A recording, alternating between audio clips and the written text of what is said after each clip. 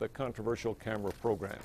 2011 was a rough year for the Public Regulation Commission. One commissioner brought a lot of negative publicity to the PRC after pleading guilty to a slew of felony charges and eventually resigning.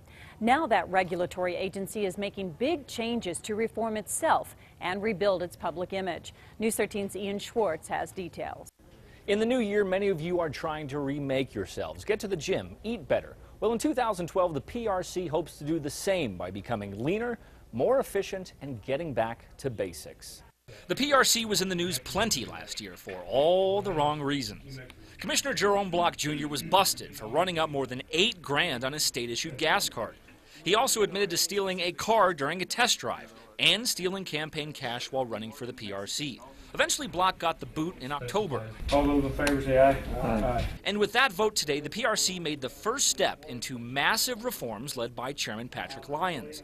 In April, the PRC ordered a study on how it could do its job better. We're overloaded with exempt employees, so we're going to try to knock a third of those down. The PRC voted to go from 27 exempt positions, often called political hires, to 18.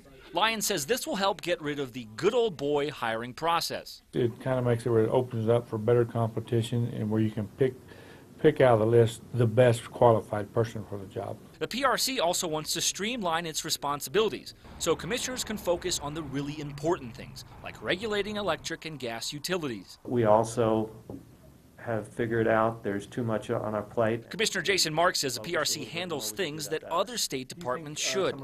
They want the State Fire Marshal's office to be moved to the Department of Public Safety. The PRC also oversees railroad crossings. They want that duty handed over to the Department of Transportation. There's no reason for us to do that. We should be working on utility cases. That's something that affects every resident in New Mexico. Many of the changes the PRC voted on today will have to get approval from the state legislature. Diane?